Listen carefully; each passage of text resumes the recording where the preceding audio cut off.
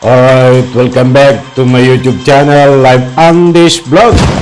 Ito, mga kaibigan, dito muna tayo sa usapan na Kibuloy. Nako po, hindi ko alam kung magugulat kayo o bibilib kayo dito sa naganap na hearing. Kanina lang ho yan. Diyan po sa Senado. Talagang ako'y natatawa eh.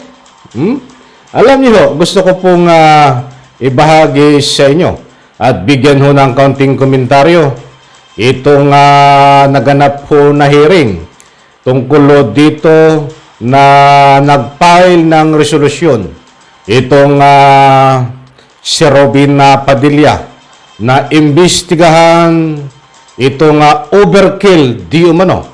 Gumamit daw ng malakas na pwersa sa pagsilbi ng warrant of arrest dito ho kay Kibuloy na kung magugunita nyo ho, mga mahal kong taga-subaybay ay nagkaroon po sila ng komosyon between dito ho sa mga tauhan ni Kibuloy at ang ating mga masisipag na kapulisan at mga SWAT noong mga nakaraan ho na pagsilbi ng warrant of arrest.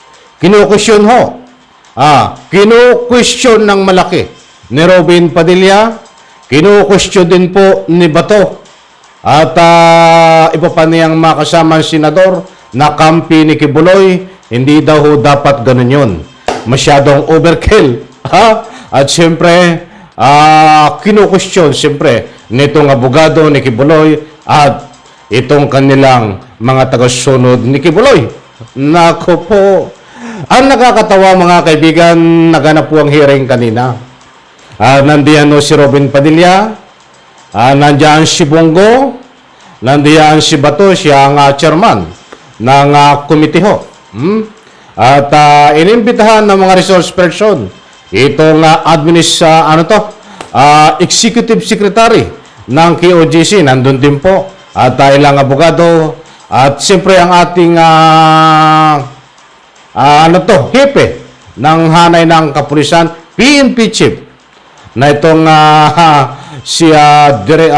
PNP chief Marvel nandun din po sa hearing, at siyempre iba pa niyang mga kasama. Ang bigyan po natin ng highlight dito mga kaibigan, wala ho itong sustansya eh. Alam po naman natin, mga mahal kong taga-subaybay, hindi po lingid sa inyong kalaman na itong si Senador Bato, ito ho ay tagasunod at bata ni Kibuloy. Ang pinagsisilbihan po nito ay dalawa.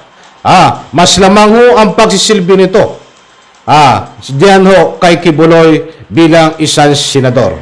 At ganoon din po si Robin Padilla, anak ng katakot-takot.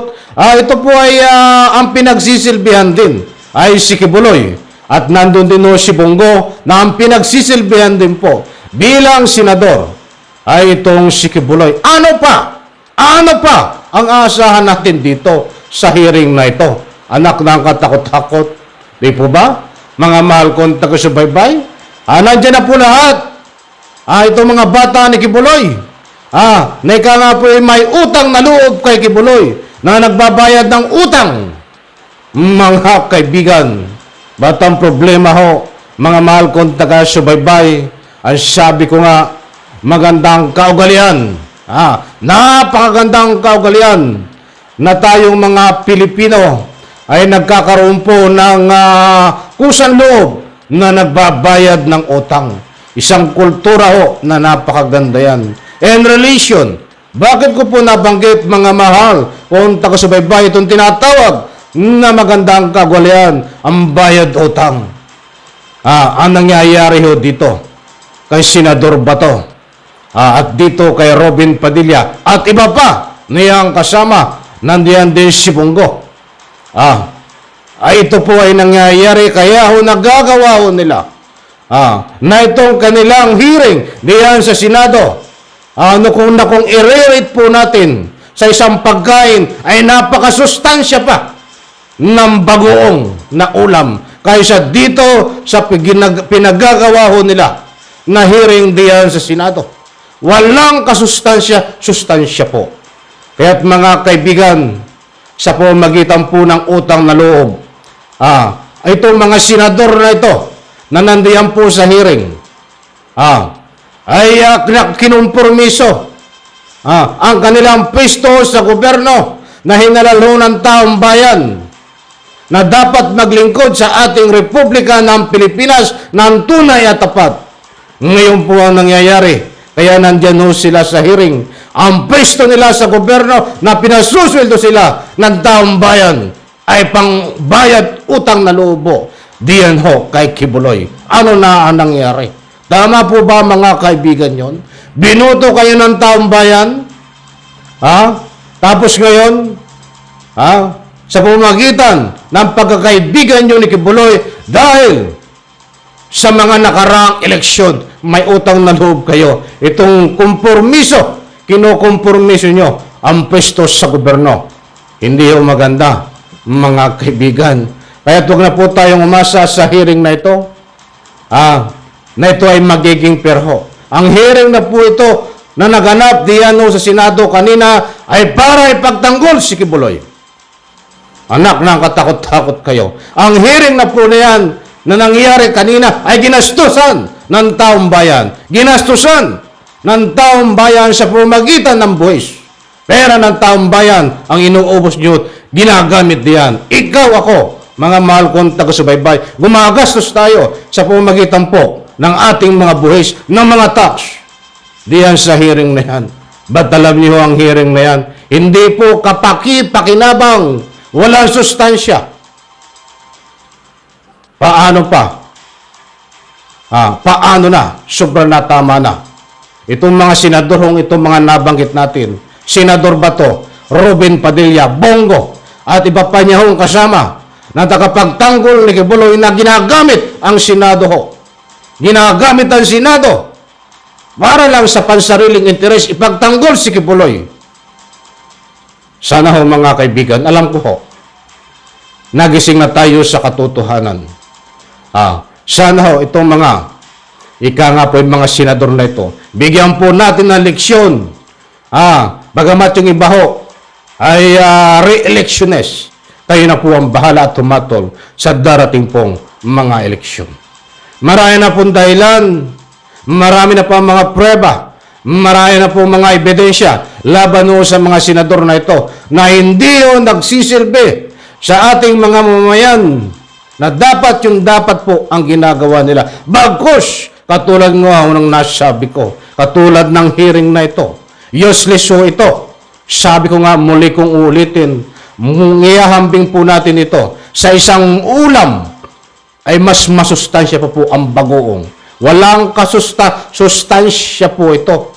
Nagmumukhang tanga, mga kaibigan, diyan ho sa Senado. Mantakin mo, mga kaibigan. Ang sabi, nitong ating PNP chief, diyan ho, sa Senado sa hearing. Binibigyan po ng pagkakataon itong ikangay membro ng KOJC. Na kung pwede kung sila ay may alam sa kinaroroonan at kung sila ay mayroong komunikasyon dito kay Kibuloy ang sagot.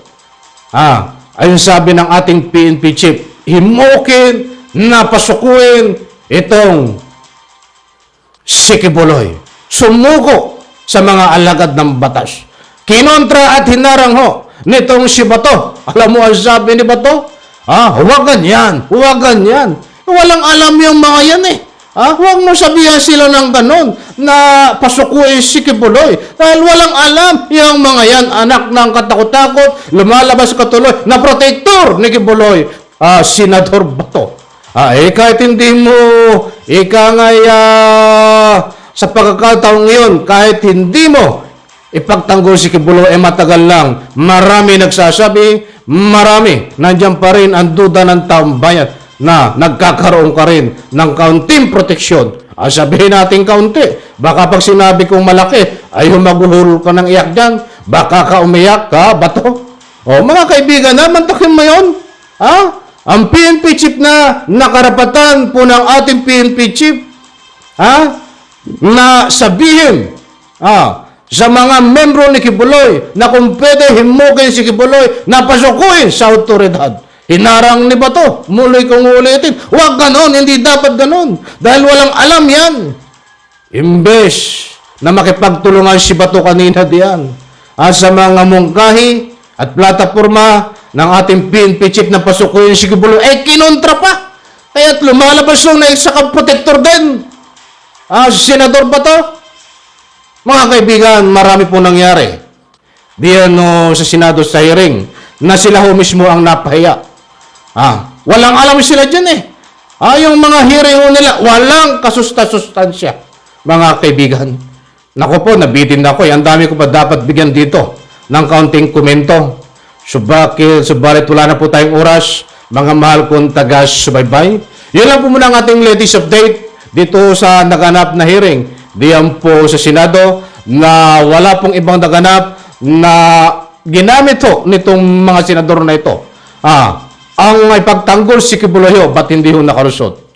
Diyan ho sa mga ating mga kinaukulan, katulad ho nitong hipi ng ating Philippine Police na si General Marbel. Mga kaibigan, any reaction, any comment, diyan po sa comment section. Inanyayahan ko po kayong magbigay, may kalayaan po kayong magbigay ng anumang public opinion. Isang like lang o sa video na ito. Sa lahat to ng hindi pa nakasubscribe sa aking maliit pa na YouTube channel, please subscribe. Sabay-sabay po natin i-like ang video na ito. Bye-bye. Palakpakan. Bigyan po natin ang part ito. Nabitin ako. Maraming salamat. Bye-bye.